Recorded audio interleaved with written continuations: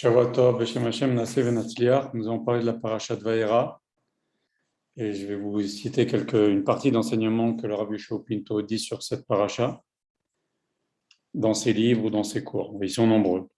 Je rappelle comme à chaque cours que c'est avec la permission et les encouragements chaleureux du Rav Yoshua Pinto et sa bracha que je donne ces cours en français sur Zoom. S'il vous plaît, vérifiez que les micros sont bien fermés. À la fin de ce cours, vous pouvez ouvrir les micros et poser des questions. En attendant, si vous avez des questions, vous pouvez les écrire. Si vous aimez le cours, soyez gentil de diffuser le lien YouTube autour de vous. Je mettrai le lien sur la chaîne YouTube ou dans le groupe. Voilà. Ce cours est dédié pour la guérison complète de mon cher ami qui nous écoute, Rabbi Aaron Avner Parian Ben Monique Esther, un Kajbochou donne le refouach chez les mains, refouach complète, et kol habrachot, tout ce qu'il désire, Bezrat Hashem. Donc, je vais vous parler de quelques points dont parle Rabbi Yoshua Pinto concernant la parasha de Vaera dans ses livres et dans ses cours. Il faudrait juste que les micros sont fermés, les gens arrivent, c'est bien. Voilà.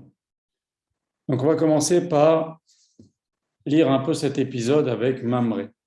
Marqué qu'Akadosh Baruch Hu s'est dévoilé à Abraham, Beloné Mamré. On voit ce que dit le Midrash. Le Midrash dit une chose intéressante. On lui dit au moment où Akadosh Baruch Hu, je vous traduis, en traduction simultanée, au moment où Akadosh Baruch Hu a dit à Abraham Avinu de faire la Brit Mila, il a été demandé leur avis à ses trois meilleurs amis. Un de ses amis s'appelait Aner, il lui a dit la chose suivante. Tu as déjà 100 ans, ok? Tu as déjà 100 ans. Tu vas maintenant te faire souffrir, tu vas te faire très très mal.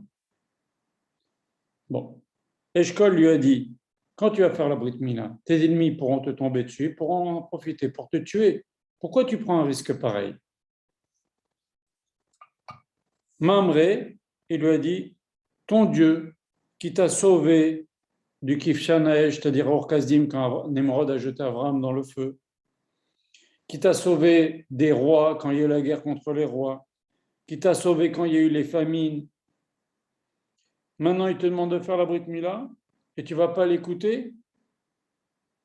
Vas-y, écoute-le, tu es obligé de l'écouter. Donc, il a donné le bon conseil, Mamré. Akash Baruch Hu, il a dit, tu as donné le bon conseil, Mamré.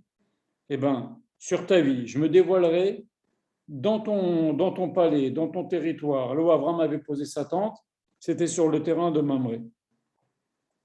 Et ni dans le terrain de Eshkol, et ni dans le terrain de Haner. Comme c'est marqué au début de la paracha, Vayer Hashem Beloné Mamré. Très bien. Alors déjà, là-dessus, il y a une question, elle est de base. Comment un tzaddik, comme Abraham Avinu, il a besoin de demander son avis à des amis? Ok. Toute sa vie, Abraham Avinu, il a sanctifié le nom d'Hachem, il s'est sacrifié pour Hachem. Quand Nemrod lui a dit jette-toi au feu, si tu crois en Hachem, il s'est jeté. Donc, il n'a pas besoin de demander à ses amis ce qu'ils en pensent. On va voir qu'Akadosh Baruch Hu, quand il va demander à Abraham Avinu à la fin de la paracha de sacrifier Yitzhak, Abraham Avinu ne demande pas son avis aux uns et aux autres. D'accord? Il se lève de bon matin, il prépare le bois, il monte sur son âne et il s'en va. Alors pourquoi pour la Brit Mila, Abraham Avinu, il a demandé conseil à ses trois meilleurs amis? En plus de ça, on voit que parmi ses trois meilleurs amis, il y a deux amis qui lui conseillent de ne pas la faire. Alors ça, c'est dangereux, des amis qui conseillent de ne pas faire la volonté d'Akadosh Baruch Hu. Le Chachamim dans la Mishnah, ils nous disent Atitra ber la racha. Ne te colle pas à un rachat, ne te colle pas à un type qui te conseille de ne pas faire la Torah. Alors, il y en a qui disent qu'Abraham Avinu, en fait, il a voulu les tester. Il a voulu tester ses amis. Il les a bien testés, il a vu que Mamré, c'était son meilleur ami, celui qui était le plus attaché à Kadosh Baruch Hu. Mais les trois, c'était des Gdolim. On va voir qu'il va les inviter. Lorsqu'il va faire la Brit Mila de Yitzhak, il va faire une petite fête, il va les inviter.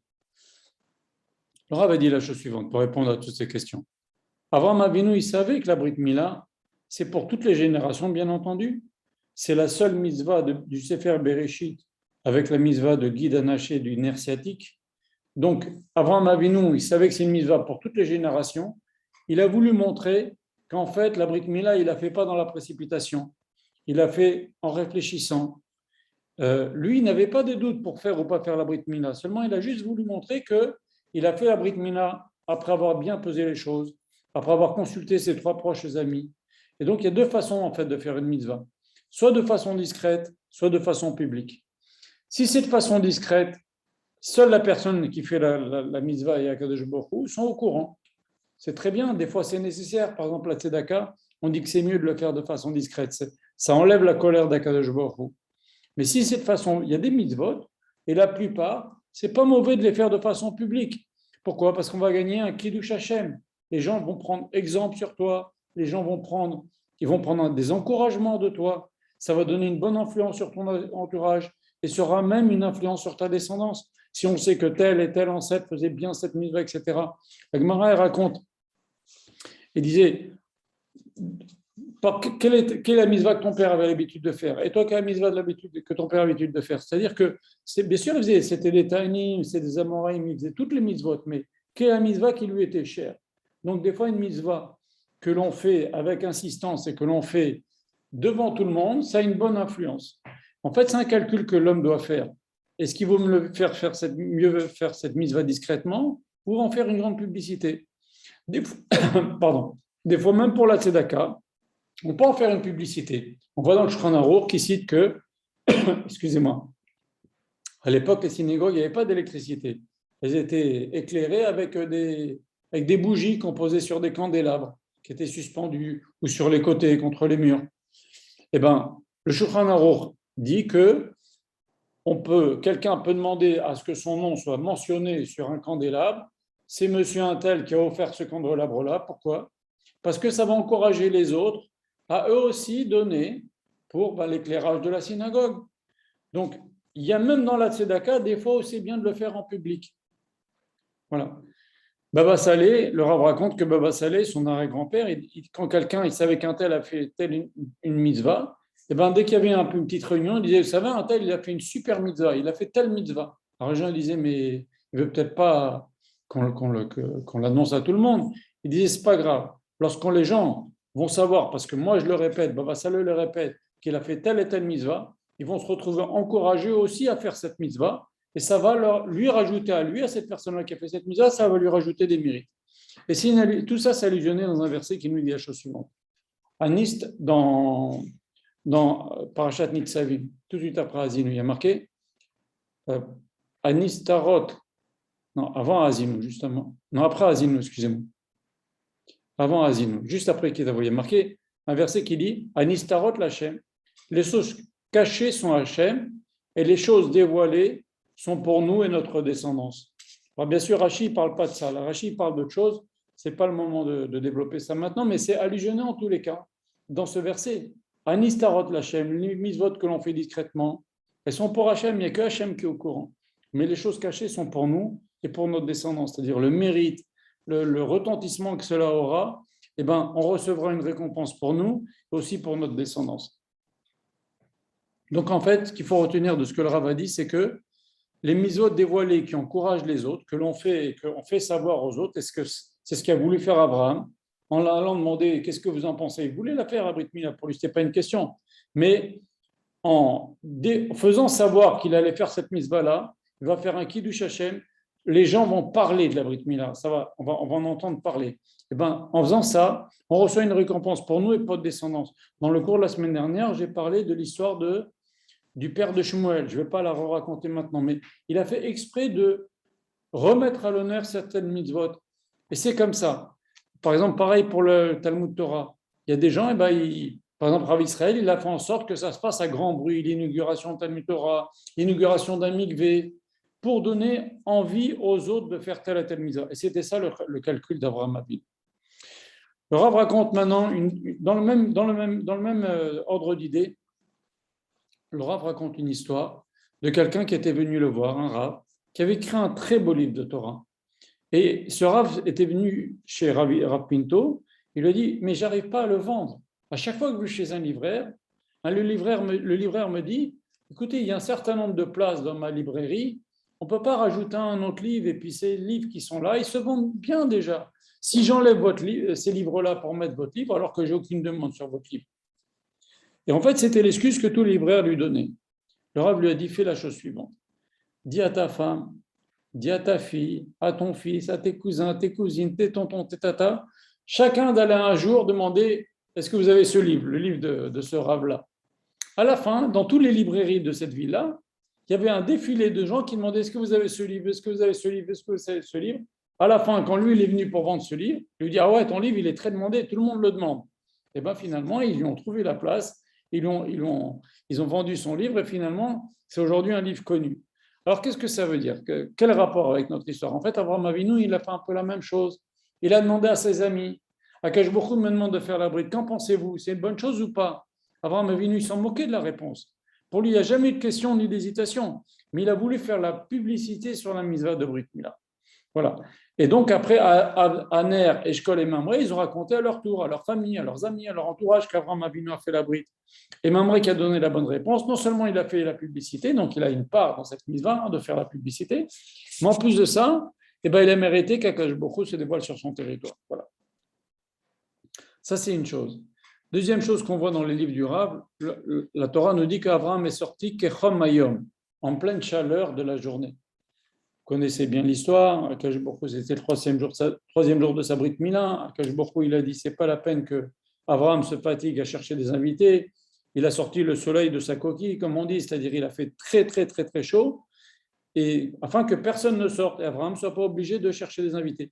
Abraham est quand même sorti à l'extérieur de la tente. C'est pas possible que je fasse pas une mitzvah de chesed. Hachem a eu de la peine, il a envoyé les anges. Donc, regardez en fait quand il a provoqué l'occasion de faire du chesed. Alors ça, c'est très important.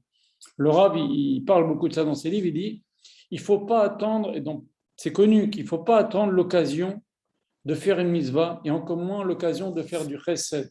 Il faut aller à la rencontre de faire du chesed vers les autres. Et c'est ce qu'on dit à Akash Baruch Hu, on dit dans les 13 mitzvot de Rachamim, Akash Baruch Hu, il est Notser Chesed. C'est-à-dire, Notser Chesed, c'est quelqu'un qui crée l'occasion de faire du Chesed. C'est ça Notser Chesed. Et donc, un juif, il doit avoir dans son cœur d'aller vers les autres ou d'aller réfléchir à comment pouvoir faire du Chesed. Et ça, c'est très important. Donc, chaque juif, il ne peut pas rester dans son coin en se disant il y a toujours des chassadim. En Israël, vous voyez, il y a plein de gemar, il y a plein de façons de faire du chesed. Il y a des cours, il y a des trucs, il y a 1000 façons de faire du chesed. Chacun, il doit réfléchir. Qu'est-ce que je peux faire? Qu'est-ce que je peux donner aux autres? C'est ça notre chesed. Et c'est ça la leçon d'Abraham. Malgré qu'il faisait chaud, malgré qu'il était Kechom Hayom, il est sorti. Et qu'est-ce qu'il a mérité? Les anges viennent et lui annoncent la naissance de Yitzhak. C'est extraordinaire. Regardez la Messirut Nefesh dans le chesed. Ça, c'est une chose très, très importante. Faire Messirut Nefesh pour du chesed. Chacun en fonction de son état de santé, en fonction de ses capacités, chacun doit réfléchir qu'est-ce qu'il peut faire. Vous savez, le chesed, ça se fait même avec les gens riches. La différence entre le chesed et la tzedaka, c'est la tzedaka, ça se fait avec les gens qui n'ont pas de moyens, mais le chesed, ça se fait même avec des gens riches. Quelqu'un quelqu'un de riche qui a perdu un proche, on vient faire nichum avelim, on vient le consoler. C'est du chesed. Quelqu'un de riche qui est malade, on va faire bikur cholim. C'est du chesed. Quelqu'un qui est riche et qui cherche à faire un shidour, à se marier, on lui présente une femme, eh ben c'est du chesed, même s'il est riche, vous comprenez? Donc chacun doit réfléchir. Voilà. Une autre petite chose aussi qui est importante à savoir, il y a marqué dans Teilim, Ashrei maskil eldal, heureux celui qui comprend le pauvre, Beyom ra imalete ou Hashem. Le jour où il lui arrivera quelque chose de mal, Akash Baruch Hu le sauvera. Alors ça veut dire quoi? Ashrei maskil eldal. Heureux celui qui comprend le pauvre. C'est-à-dire qu'un homme, il doit sentir ce que le pauvre ressent. Il doit se mettre à sa place. Et ça, c'est important. Les Chachamim nous disent dans la Gemara, ça ne suffit pas de donner de l'argent à un pauvre. Parle-lui un peu, donne-lui de l'encouragement. Il faut lui donner de l'argent. Tu ne peux pas se nourrir avec tes encouragements. Mais ne te contente pas de lui donner de l'argent ou de lui donner ce qu'il a besoin. Donne-lui aussi des encouragements. Remonte-le. C'est ça, maskil eldal. Et ça, il n'y a pas marqué heureux celui qui donne la tzedaka, le jour où il aura mal, Akash Baruch Hu le sauvera. Non, il y a marqué heureux celui qui comprend le pauvre, qui se met à sa place, qui lui parle, qui lui dit des mots gentils, qui lui dit des bénédictions. En plus, bien sûr, en premier, numéro 1, qui lui donne de l'argent. Et on est en monde, bien sûr, dans un monde de Asiya, donc il faut donner. Mais c'est bien de donner du courage aux pauvres. On voit, la Gemara nous dit que celui qui dit des mots gentils aux pauvres, qui l'encourage, après lui avoir donné la tzedaka, il ne se contente pas de lui donner de l'argent, eh ben, c'est encore plus. Il est béni par Akadosh Baruch Hu. Il y a une histoire connue que le Rav raconte. Il y avait un jour dans une ville beaucoup de pauvres qui n'avaient pas de quoi se chauffer. C'était à l'époque, c'est pas comme aujourd'hui, le chauffage électrique. Il fallait acheter du bois, il fallait payer du bois et ça coûtait de l'argent. Il y avait beaucoup de pauvres qui n'avaient pas de quoi acheter du bois. Et il y avait un monsieur très très riche dans cette communauté-là qui avait la possibilité de donner X wagons de bois pour chauffer tout l'hiver tous les membres de la communauté qui n'avaient pas les moyens de s'acheter du bois. Le Rav a dit, je vais m'en occuper, je vais aller lui parler. Et le Rav est venu chez lui à 10 heures du soir. Il a frappé à la porte et les majordomes, les gens, les serviteurs qui étaient là, ils ont vu le Rav imposant comme ça à l'entrée. Ils sont partis chercher cette personne-là, ils lui ont dit, il y a le Rav de la ville. Alors la personne est sortie, il était déjà tard, en robe de chambre, il est sorti, Rav, je vous en prie, rentrez, ça me fait plaisir de vous recevoir. Rentrez, quel honneur. Le Rav dit, non, je veux te parler dehors. Alors, vous êtes sûr, hein, mais il fait froid. Non, je vais te parler dehors. Et pendant que la personne riche, le donateur, commençait à grelotter, parce que le Rav, il lui explique, tu sais, il fait très froid, il y a des pauvres, ils n'ont pas de quoi se chauffer, etc. À la fin, le personne riche lui dit, je te donne, bien sûr, je te donne de quoi, je vous donne de quoi payer X quantité de bois pour les pauvres de la ville. Vous pouvez rentrer, Rav. Bien sûr, je rentre. Le Rav est rentré, et le riche lui a dit, pourquoi, Rav, vous avez voulu qu'on se parle dehors? Vous avez compris la réponse. Le Rav lui a dit, si tu étais dedans, tu n'aurais pas ressenti ce que les pauvres ressentent. C'est ça, Maskil Adal, qui comprend le pauvre. Tu étais dehors, tu as senti le froid. Tu ne sens jamais le froid. Tu es riche, tu as de quoi te payer du bois. Mais ils n'ont pas. Là, tu as senti le froid et là, tu as compris. Tu t'es mis à leur place. Et ça, c'est très important. Il faut des fois aussi dire un mot gentil. Et pas seulement aux pauvres. Dire un mot gentil des fois à son prochain. Regardez la force d'un mot. Le Rav toujours raconte cette histoire pour raconter la force d'un mot. Écoutez bien, c'est impressionnant. La Gemara raconte une histoire extraordinaire. Rabbi Yochanan, qui a croisé Eliyahu il lui dit, qu'est-ce qu'il fait Akadosh Baruch Hu maintenant? Eliyahu lui répond, lui dit, Akadosh Baruch Hu maintenant, il enseigne la Torah au nom de tous les Chachamim, sauf de Rabbi Meir Baal Hanes. Il demande à Eliyahu, il lui dit, pourquoi? Eh bien, Eliyahu lui dit, parce qu'il a appris chez Acher, Elisha bin Abouya. On va parler un petit peu après. Alors Rabbi Yochanan dit, mais il n'a pas été influencé par Elisha ben Abouya. Il a pris le fruit, il a jeté l'écorce. Il ne s'est pas laissé influencer du tout. Mais du fait qu'il a appris avec Elisha ben Abouya, il est entre guillemets en nidouille dans le ciel Rabbi Meir. Akadosh Baruch Hu ne prononçait même pas son nom.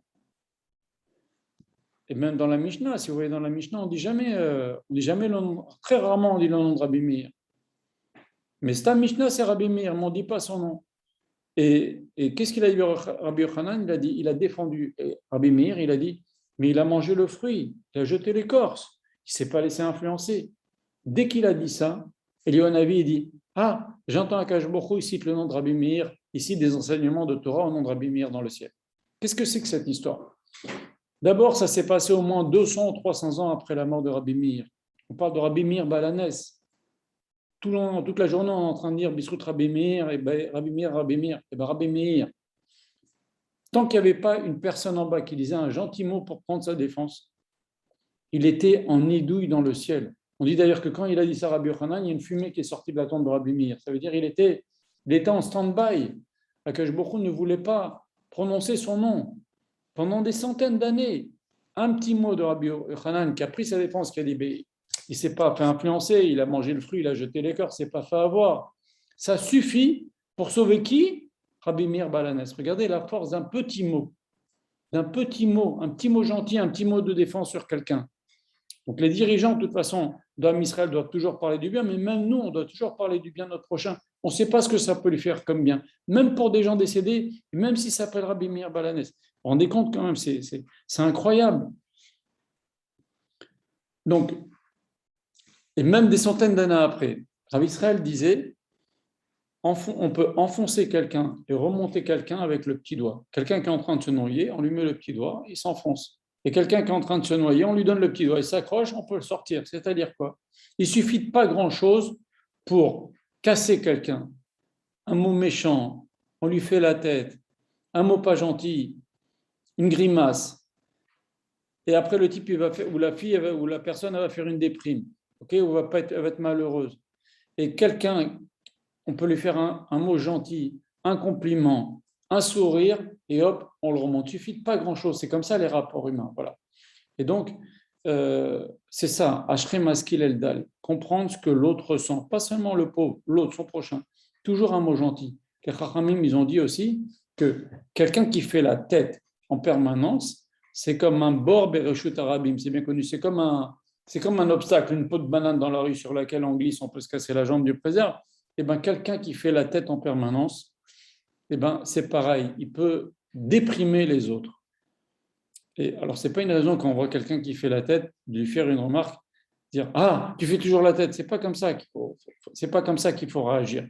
Peut-être que la personne a fait la tête parce qu'elle a eu un problème, etc. On parle de gens qui font la tête en permanence. Alors ça, il doit faire attention. Il faut au contraire avoir toujours, comme on dit la bracha de Yaakov, les dents blanches, c'est-à-dire toujours le sourire aux lèvres. Il faut essayer, dans la mesure du possible. Regardez aussi comment un petit mot. Le Rav raconte une histoire extraordinaire avec Rabbi Chaim de Tzantz. À côté de la maison de Rabbi Chaim de Tzantz, il y avait une veuve qui avait plusieurs petits-enfants. Elle n'arrivait pas de quoi les nourrir. Et sa parnassa, c'est quoi? C'est de vendre des pommes de terre. Et toute la journée, elle disait pommes de terre, qui veut acheter des super pommes de terre? Personne ne lui achetait. Alors Rabbi Chaim de Tzantz, il était à côté, il entendait. À un moment donné, il est descendu. Il savait que c'est une veuve, pauvre. Je lui dis qu'est-ce qu'il y a? Elle se met à pleurer. Il dit pourquoi tu pleures? Elle dit parce que j'ai des petits-enfants qui m'attendent. Je leur acheter à manger. Ils ont très, très faim. Mais je ne peux pas acheter à manger tant que moi, je ne vends pas ces pommes de terre. Et je leur dis qu'elles sont bonnes, personne n'y croit. Rabbi Chaim de Tzantz, il a pris des pommes de terre dans la main. Il s'est mis à crier. Il a dit pommes de terre, des très bonnes pommes de terre. Venez, venez. Quand les gens ils ont entendu ça, tout le monde dit quoi? Le rabbi, il a dit que c'est des bonnes pommes de terre. Alors tout le monde s'est précipité pour acheter ces pommes de terre et elle a eu parnassa toute sa vie, parce qu'à chaque fois qu'elle venait, c'est les pommes de terre que Rabbi Chaim de Tzantz a dit qu'elles étaient bien. Regardez, un mot gentil peut sauver la vie de quelqu'un. Donc faire très très attention à ça. Voilà. Encore une petite Nekuda que le Rav a dit. Le Rav a raconté une histoire du Baal Shem Tov qui est la suivante.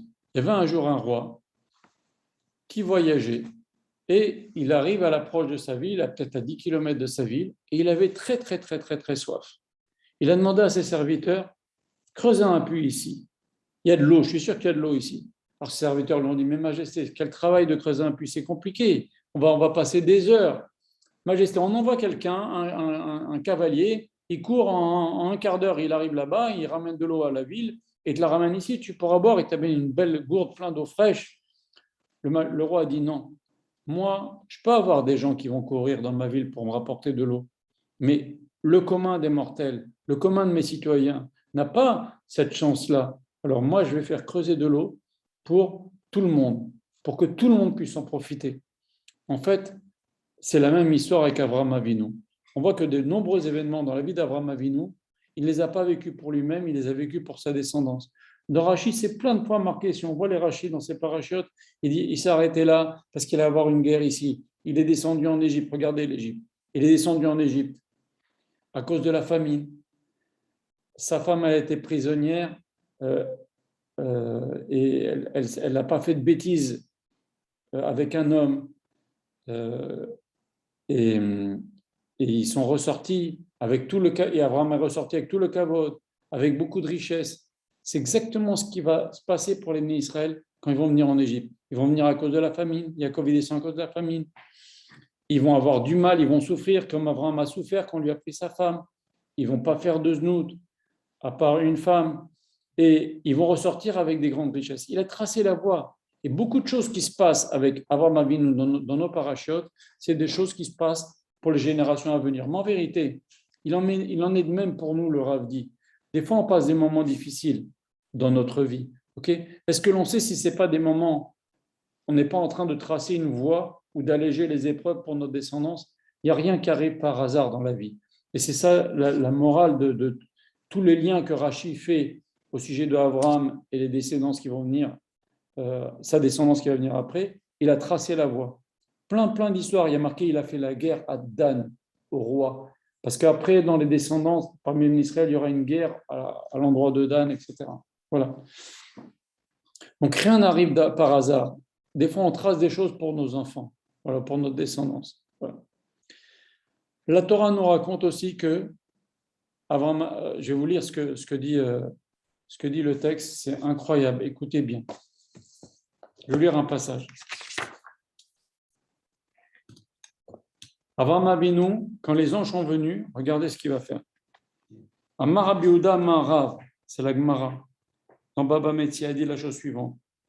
Tout ce qu'Avraham Avinu a fait lui-même aux anges, Akadosh Baruch Hu, il a fait lui-même aux descendants d'Avraham Avinu quand ils étaient dans le désert. Et tout ce qu'Avraham Avinu a fait par un intermédiaire, Akadosh Baruch Hu, il a fait par un intermédiaire. Et on va voir. La Gemara donne des détails. Avraham, il a couru pour attraper du bétail. Akadosh Baruch Hu, il a envoyé un vent avec les cailles pour donner de la viande au Bnei Israël. Il a pris du beurre et du lait. Akadosh Baruch Hu, qu'est-ce qui a marqué? Akadosh Baruch Hu lui-même, puisque c'est Abraham lui-même qui a pris du beurre et du lait, eh bien, Akadosh Baruch Hu a envoyé lui-même la manne. Je vous envoie du pain du ciel. Il y a marqué il les a mis à l'ombre. Avant Avinu a mis les anges à l'ombre. Akadosh Baruch Hu, il a dit Ineni Omed lefanecha shamalat sur. Akadosh Baruch Hu, il se tenait au niveau du rocher avant qu'il y ait de l'eau. Ça, c'est un bon épisode. Ok. Mais après, il y a marqué. Alors attendez, c'est pas fini. Avraham olech imaim leshalcham. Avraham Avinu, il les a raccompagnés les anges. Il y a marqué que la colonne de fumée allait avec les Bnei Israël le jour et la nuit pour les accompagner, pour les protéger, pour les éclairer la nuit, pour éviter qu'il ait très chaud le jour, etc. Il y avait les Hanan et Kavod pour éviter qu'il ait très chaud le jour, et les animaux sauvages, etc. Seulement, à la fin, qu'est-ce qu'il y a marqué? Il y a marqué, Avraham Avinu a dit, prenez de l'eau. Akadosh Baruch Hu dit, t'envoies un intermédiaire. Eh bien, moi, j'envoie un intermédiaire. Qui? Moshe Rabbeinu, il va venir, il va frapper le rocher. Ce n'est pas Hachem direct qui donne l'eau, c'est Moshe Rabbeinu qui vient et frapper le rocher. Et là, ça s'est mal passé. Parce qu'Avraham Avinu, il n'a pas pris l'eau directement, il a envoyé un intermédiaire. Akadosh Baruch Hu, il a envoyé un intermédiaire pour donner l'eau à Israël. C'est Moshe Rabbeinu qui frappe le rocher. Et à cause de ça, et alors, Moshe Rabbeinu va frapper le rocher, il ne va pas rentrer en Eretz Israël. Et à cause de ça, ce n'est pas lui le Mashiach.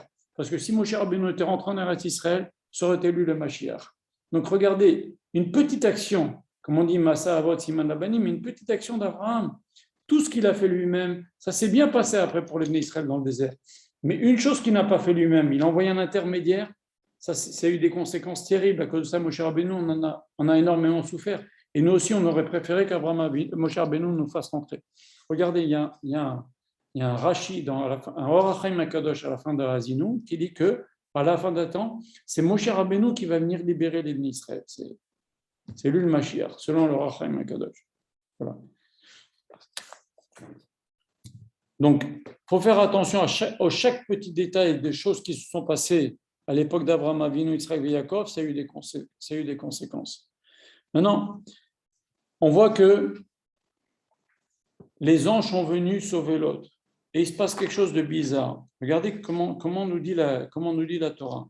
Il y a marqué Chazeko Anashim, les anges sont venus et ils ont pris Beyado, ils ont pris l'autre par sa main, ou Biadishto, et par la main de sa femme, ou Biad Benotav, et par les mains de ses filles, Bechemlat Hashem, car Hashem a eu pitié d'eux, Vutsu, ils les ont sortis, Veinuchu Mechutz Lair, ils les ont sortis en dehors de Sodome. La Torah aurait dû nous dire, dit le Rav, les anges les ont pris par leurs mains. Non, la Torah nous dit par la main de l'autre, par la main de sa femme et par la main de ses filles. Qu'est-ce que ça vient nous apprendre? C'est que c'est cette main-là, c'est grâce à leur main de l'autre, la main de la femme de l'autre, à la main des filles de l'autre qu'elles ont été sauvées. En fait, on a cherché un mérite, le mérite qu'ils avaient pour les sauver. C'est quoi? C'est la main de chacun avec laquelle ils ont fait la tzedaka.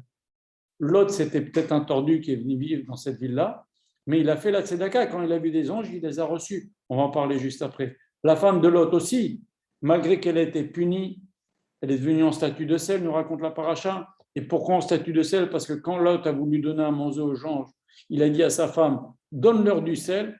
Qu'est-ce qu'elle a dit, sa femme? Elle a dit, tu vas encore te conduire comme Abraham, tu vas donner du sel aux invités. Elle parle comme ça. eh ben, elle a été punie. Quand elle s'est retournée, elle s'est transformée en statue de sel. Mais il n'empêche, pourquoi elle a été sauvée par sa main? Parce qu'elle a quand même bien voulu qu'elle accepte des invités. Pareil pour les filles de Lot qui faisaient du chesed. Donc en vérité, quand quelqu'un est en danger, la Torah nous montre que c'est la main qui a fait du chesed qui les a sauvés. C'est pour ça que la Torah ne prend pas raccourci, nous dit par leurs mains. Alors maintenant, Lot, c'est quand même étrange. Vous savez que la Torah nous raconte quelque chose d'extraordinaire. Le Rashi nous raconte quelque chose d'extraordinaire. Il dit la chose suivante. Quand Lot est parti, Rashi nous dit, Rashi fait parler Lot et il dit, j'en ai marre de Lot, de Abraham et de son Dieu. Quand Lot a décidé d'aller à Sodome, Rashi nous dit que Lot a dit, j'en ai marre d'Abraham et de son Dieu. Mais ce n'est pas marqué comme ça dans le texte. Ce n'est pas marqué comme ça dans le texte. Il a décidé, il a vu que c'était beau, il n'a pas vu que c'était un endroit où il y avait beaucoup de choses sales qui se passaient, il a vu que c'était un endroit où que lui pouvait faire aussi des saletés, et c'est tout ce qui l'a intéressé. Mais pourquoi Rachi lui met dans sa bouche des mots pareils? J'en ai marre d'Abraham et de son Dieu. Nos Chachamim m'explique, quelqu'un qui est capable de laisser un tzaddik comme Abraham pour aller dans un endroit où il y a tellement de Touma, c'est qu'il en avait marre de faire Torah en mitzvot. Il en avait marre de se retenir. Et donc, en fait, c'est ce qu'il avait au fond de lui, c'est ça. J'en ai marre d'Abraham et de son Dieu. Je vais aller m'éclater, je vais aller faire des bêtises. Alors maintenant, ce Lot, pourquoi Abraham a fait la guerre pour le sauver? Pourquoi la Torah nous raconte dans la paracha de Vayera qu'Hachem envoie des anges? Hachem envoie des anges, il nous raconte qu'il envoie des anges pour sauver Lot, qui est un rachat, un tordu. Pourquoi Hachem envoie des anges? Pourquoi Abraham prend un risque de le sauver? Tout simplement parce que dans Lot, il y avait Ruth. Et dans Ruth, il y a David. Et dans David, il y a le Mashiach. Donc dans Lot, il y avait le Mashiach. C'est pour ça qu'Abraham Avinu, quand Lot se tordut, après qu'il s'est séparé, il a dit, tu vas à gauche, je vais à droite, tu vas à droite, je vais à gauche, on se sépare. Mais quand il a été fait captif, Abraham Avinu a dit, si je dois mourir à Kiddush Hashem pour le sauver, j'irai le sauver. Pourquoi? Parce que dans Lot, il y a le Mashiach. Vous comprenez? Ça va loin. C'est une guerre dangereuse. Et Akash Baruch aussi nous raconte, Akash Baruch il fait descendre des anges pour sauver le Mashiach. Mashiach est dans Lot. Donc maintenant, il y a un passage bizarre dans notre paracha. Il est marqué que les anges ils ont dit à Abraham, où est Sarah? Rachid dit, après lui avoir annoncé qu'elle va avoir un enfant, etc., ils ont dit, où est Sarah? Rachid dit deux choses. Il dit, un, les chavev al baala, pour que Abraham soit content, parce qu'Abraham était content de dire, elle est dans la tente. Ma femme, c'est une femme sniout. Abraham était content. Et pareil, le Rachid nous dit que, le Gemara nous dit qu'ils ont aussi demandé à Sarah où est Abraham. Donc, on a le droit de demander à un homme comment va ta femme, à une femme comment va son mari. Mais voilà, avec politesse, qu'on a invité chez quelqu'un, etc. Voilà. Ça, c'est ce que nous apprend le texte. Deuxième explication que dit Rachid, pour lui donner le kos de bracha. Ils ont mangé, ils ont fait le birkat sur un kos, donne-lui à goûter le kos du birkat Amazon. Parce que c'est une ségoula pour avoir des enfants. Bon, ça, c'est ce que nous dit nos textes. OK? Maintenant, on va aller un petit peu plus loin. Le Rav va beaucoup plus loin. Regardez bien. Vous savez que David Ameller, il y en a qui lui disaient que c'était un goy. Pourquoi? Parce qu'il descend de Ruth. Ruth, c'est une Moabite. Or, on a une règle dans la Torah qui nous dit tu n'as pas le droit de prendre comme convertis des Moabites et des Ammonites. Pourquoi? Parce qu'ils ne sont pas venus à votre rencontre lorsque vous êtes sortis d'Égypte avec du pain et de l'eau, alors qu'ils sont de votre famille. Et au Beddin de Shmuel a dit, nous avons une règle, comme ça, de génération en génération, que ceux qui sont interdits de venir, de se convertir, ce dont parle le verset, ce sont les hommes, puisque qui devait sortir à la rencontre des Israël pour leur donner du pain et de l'eau? Ce sont les hommes, ce n'est pas les femmes. Donc les femmes peuvent se convertir, vous comprenez? Et donc, Avraham Avinu, il est avec Sarah, et qu'est-ce qu'il lui dit? Qu'est-ce que les anges lui disent avant d'aller sauver Lot? Ils disent, oui Sarah. Qu'est-ce qu'il répond à Abraham? Elle est dans l'attente. C'est-à-dire que vous allez sauver Lot, et vous avez raison de sauver Lot. Pourquoi? Parce que les femmes des Moabites, parce que de Lot vont sortir les Moabites et les Ammonites, les femmes des Moabites peuvent être acceptées. Pourquoi? Parce qu'elles ne sortent pas à la rencontre des hommes pour leur donner du pain et de l'eau, comme dit le verset. On ne prend pas les Moabites et l'Ammonite en converti parce qu'ils ne sont pas sortis à votre rencontre, ils n'ont pas bon cœur. Oui, mais les hommes, ils sortent à la rencontre, mais les femmes, elles ne sortent pas. Et donc, c'est ça qu'on dit les anges à Abraham. Et on dit, oui, Sarah. Abraham, il a dit, elle est dans l'attente. C'est-à-dire que les femmes ne sortent pas à la rencontre des hommes pour leur apporter du pain et de l'eau. Donc, vous pouvez aller sauver Lot, duquel va sortir Ruth, et on accepte les femmes moabites en tant que converties, et c'est de là que va sortir le Mashiach. Regardez comment tout est allusionné. Quand les anges ils ont dit à Abraham, où est Sarah, c'était lié avec Ruth des générations après, et c'est lié avec David, avec le Mashiach. Maintenant, Lot, ce Lot-là, comment ça se fait qu'il risque sa vie pour faire entrer des anges chez lui? C'est un tordu. Il faisait des bêtises. C'est pas pour rien qu'il est venu dans une ville tellement impure.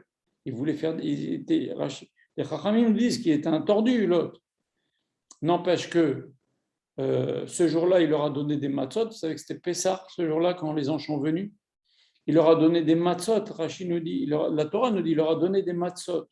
C'était Pessah, comme quoi, entre parenthèses, c'était Pessah avant même la sortie d'Égypte. Alors, Pessah, c'est, on dit, le soir du Seder, Pessah, pourquoi? Parce qu'on est sorti d'Égypte.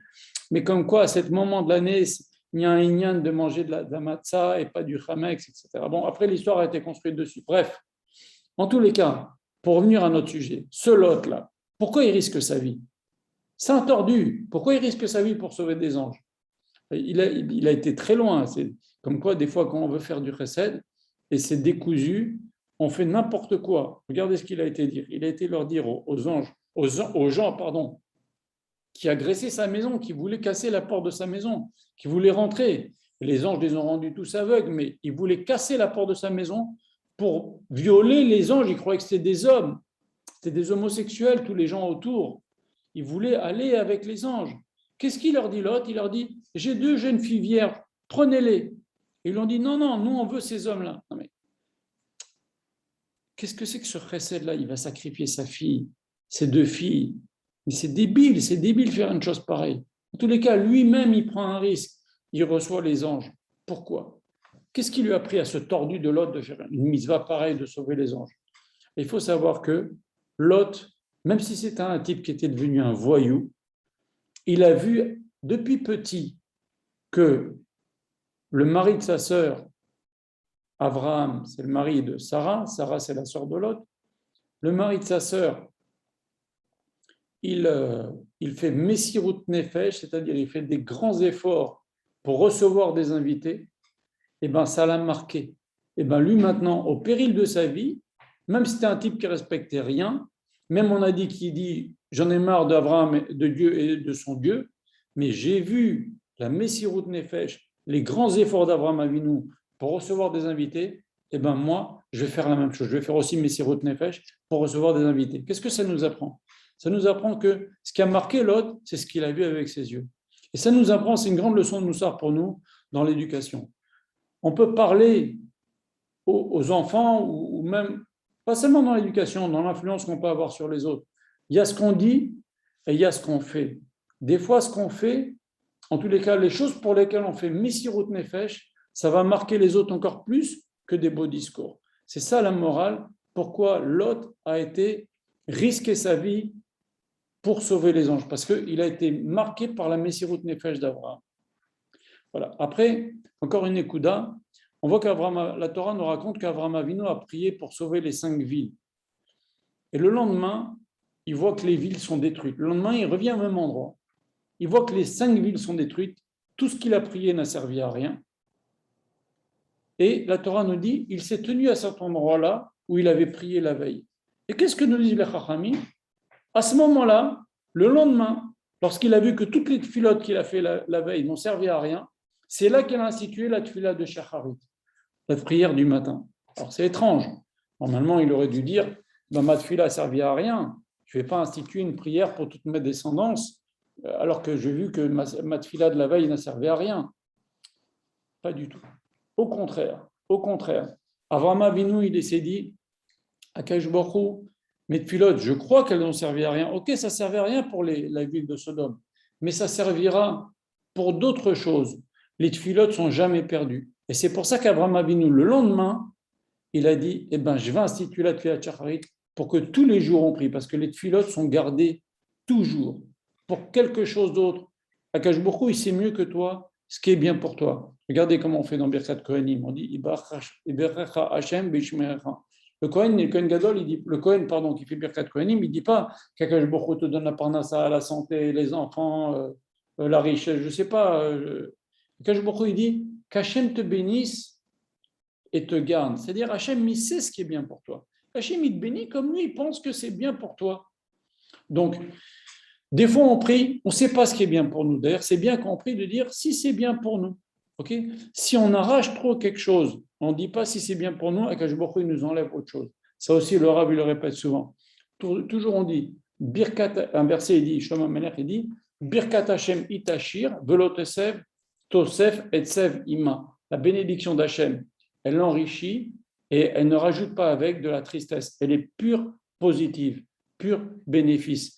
Ça, c'est quand Hachem qui donne la bracha, quand Hachem il exauce. Mais il ne faut pas, si vous voulez, on peut prier, mais on dit si c'est bien pour nous. Au contraire, il faut insister, on va en parler. Donc en vérité, qu'est-ce qu'il a fait, Abraham Avinu? Il a compris que ça avait l'air d'un échec, mais en vérité, ce n'est pas un échec. Il a compris que toutes ces filotes sont gardées et Akash Baruch Hu, il les placera pour autre chose. Par exemple, les 515 filotes de Moshe Rabbeinu dans Vaet Hanan, elles ont servi pour toutes les générations à chaque fois. Pourquoi Akash Baruch Hu, il n'a pas freiné Abraham Avinu, Moshe Rabbeinu? Il a attendu la 515e pour le freiner. Akash Baruch Hu, si c'était décidé, quand Hachem il va dire à Moshe, il va lui dire Rablar, ça suffit, arrête de me parler de ça. Il fallait lui dire ça à la 2e, la 3e, la 50e, la 70e, la 120e. Pourquoi Hachem il attend 515 filotes pour lui dire stop? Parce que ces filotes de Moshe Rabbeinu, elles vont servir pour toutes les générations. Donc Hachem, il a laissé. Ces filotes, elles vont servir pour toutes les générations, pour tout Am Israël. À chaque fois que les Israël ont été Betsa, Akash Baruch Hu, il a pioché dans cette filote de Moshe Rabbeinu et il a sauvé Am Israël. Alors si vous demandez alors pourquoi à 550e et pas 516e, je vous dirai, le Rav aussi une réponse dans Vaet Hanan quand on parlera de la paracha Vaet Hanan. En tous les cas, il institue la tfila du matin à ce moment-là. Par exemple, regardez, pour nous dire que la tfila n'est pas perdue. Par exemple, un homme, il prie pour la parnassa. Je vous donne un exemple, ok? Et il a besoin de parnassa. Mais Akash Baruch Hu ne lui donne pas. Pourquoi? Parce qu'un jour, pendant que ce bonhomme dort, son fils va traverser la route et il y a une voiture qui va foncer sur lui. Akash Baruch Hu, il va prendre toute cette filote sur la parnassa, il va faire dévier la voiture à la dernière minute. Vous comprenez? Rien n'est perdu dans les tfilotes. Ça, c'est un très grand moussard. C'est un très grand moussard. Le Rav, il dit toujours comme ça, il dit, quelqu'un, il prie pour la santé, ça ne vient pas, il ne guérit pas pour un chidour, il prie, ça ne vient pas, il ne se marie pas, ou pour la parnassa, ou pour 1000 choses. Ok? Le Rav, il dit, encore une fila, tu ne sais pas. Le Rav, il dit, toutes les filotes que tu crois qu'elles sont zéro, elles ne valent rien, ok? Mais comment tu fais le chiffre d'1 milliard? Tu mets 9 zéros, ok? Mais il faut un 1. Il faut une fila qui va marcher. Et avant, c'était que des zéros, c'était rien, c'était zéro, que 9 zéros, c'est zéro. Mais quand tu mets un 1 devant, une fila qui va passer, ça fait 1 milliard. Vous comprenez? Donc, il y a une fila qui va faire que les autres vont s'enclencher. Ça peut être la fila de Nihila, ça peut être la fila de Shmini Atzeret, ça peut être une fila avec des pleurs. Il y a une fila qui va faire que toutes les autres filotes elles vont être acceptées d'un coup comme ça. Donc, le Rav dit, il suffit d'un chiffre 1, il suffit d'une fila qui soit acceptée. Alors, maintenant, aussi, le Rav dit une chose. Il dit que quand le matin, on dit Baruch Ata Hashem Magen Avraham, on peut réveiller ça. Quand on dit Magen Avraham dans la tfila de Shacharit, c'est bien de penser à Akash Baruch Hu, donne-moi toutes les tfilotes, exauce-moi toutes les tfilotes qui sont en stand-by, là, que tu as gardées, Akash Baruch Hu, il a comme une réserve, que tu as gardées, donne-les-moi maintenant. Allez, d'un coup. Quand on dit Magen Avraham de Shacharit, voilà, ça c'est un secret que le Rav nous dévoile. Voilà. Quand on dit Magen Avraham de Shacharit, ça a le pouvoir de débloquer toutes les prières qui n'ont pas encore été exaucées. Voilà. Nos Chachamim nous disent qu'Avraham, il a institué la tfila de Shacharit. Avraham a eu une vie à peu près bonne, quand même, assez bien.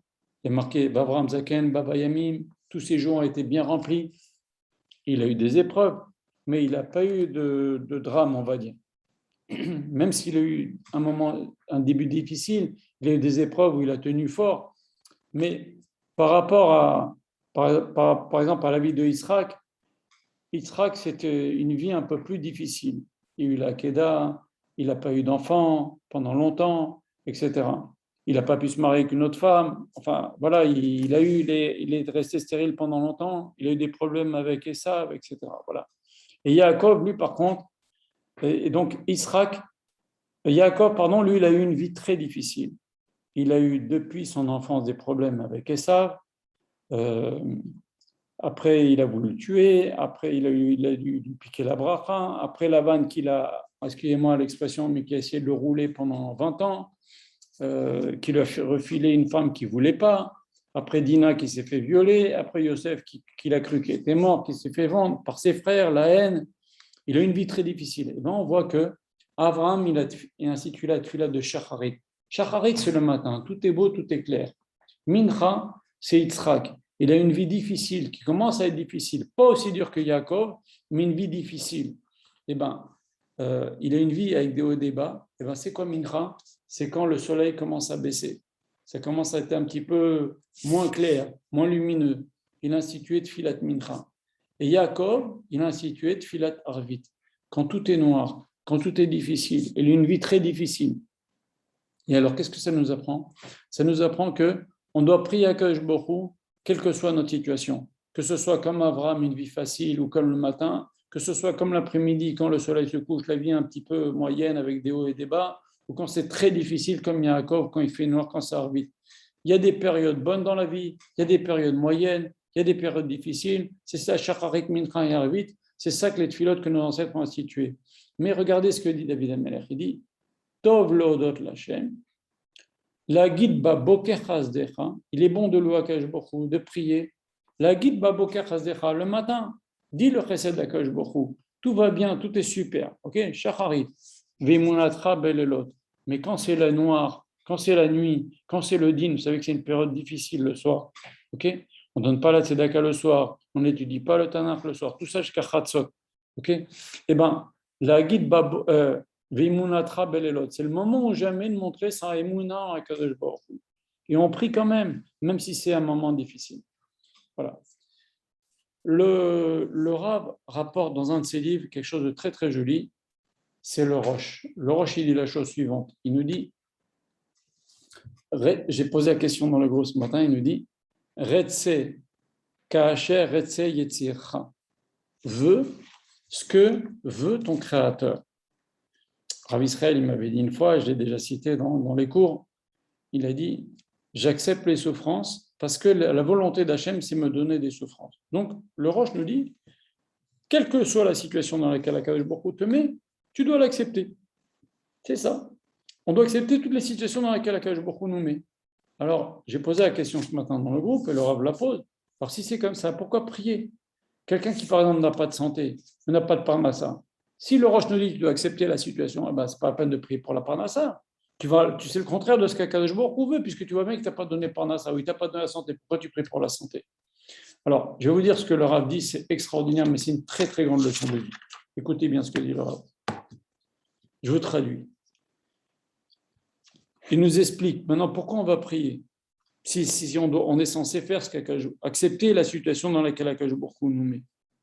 Le Rav, il nous dit, quand un homme prie, il doit complètement se détacher et demander à Akadosh Baruch Hu ce que lui pense avoir besoin. Il doit le demander de tout son cœur, avec une très grande volonté. Mais quand il finit la tefila, eh ben, il doit se détacher de toutes ses demandes, c'est-à-dire accepter la situation telle qu'elle est. Je prends un exemple, quelqu'un est malade. Okay, il prie pendant la mida pour la fois chez les mains.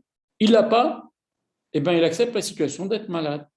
C'est ça que nous dit le Roche. Il ne te dit pas de ne pas prier. Tu as le droit de prier, mais ne fais pas une déprime si tu vois qu'après ta prière, eh ben, tu es toujours dans la même situation. Ça viendra, Akadosh Baruch Hu, il exaucera ta tefila. Mais ça ne t'empêche pas, à toi, au moment où tu pries, de prier du fond du cœur. Mais si vous voulez, ce que le Rav nous dit, il nous dit, quand un homme, il se dit, ah ben j'ai prié, c'est pas venu. Alors là, c'est très grave. Pourquoi? Parce que un homme, quand il commence et quand il finit cette fille-là, s'il ne se met pas en tête d'accepter ce qu'Akadosh Baruch Hu veut pour lui, eh ben, il se met en tristesse, il rentre dans un état de tristesse. Il dit, ah ouais, mais j'ai prié, c'est pas venu, j'accepte pas ma situation, c'est pas bien. Un homme, il doit bien se comprendre, il dit le Rav, il dit, il doit se mettre des barrières, ok, entre ce qu'Akadosh Baruch Hu veut et lui donne et le moment de la prière. Au moment de la prière, un homme, il peut demander tout ce qu'il pense être bien pour lui, tout ce qu'il a besoin. Mais au moment où il a fini de demander à Akadosh Baruch Hu, eh ben, il met une barrière et il vit la situation dans laquelle il est, sans tristesse, et il veut ce qu'Akadosh Baruch Hu veut pour lui. Et ça, c'est très important. C'est joli, hein? Voilà. Maintenant, encore une petite chose, on va aller rapidement. Avram Avinu brise le bois. Akadosh Baruch nos Chachamim nous disent quelque chose d'extraordinaire. Quand, regardez ce que dit le Midrash. Il nous dit que Rabbi Bana Amar, Biskut Mitzvah Shasa Avram Avinu, grâce à la mitzvah qu'Avraham Avinu a fait, je vais leur ouvrir la mer. Comme il y a marqué, Abraham, il a brisé le bois pour faire la Kedat Yitzhak. Dès qu'Hachem lui a dit, va faire la Kedat Yitzhak, il s'est levé le matin, il a brisé le bois et il est parti. Il aurait pu briser le bois en arrivant sur place. Mais il a brisé le bois de suite. Akadosh Baruch Hu dit, ah, tu as brisé le bois, et bien pour ta descendance, je briserai la mer. C'est très loin, c'est beaucoup plus loin, c'est des générations et des générations après. Il s'est passé, Abraham, Isaac, Jacob, ils ont vécu longtemps, ils sont restés 210 ans en Égypte. Ça va très loin. Qu'est-ce que c'est que cette histoire? D'abord, pourquoi il a brisé le bois avant de partir? Et pourquoi le fait qu'il a brisé le bois avant de partir, ça nous permet de briser la mer des générations après?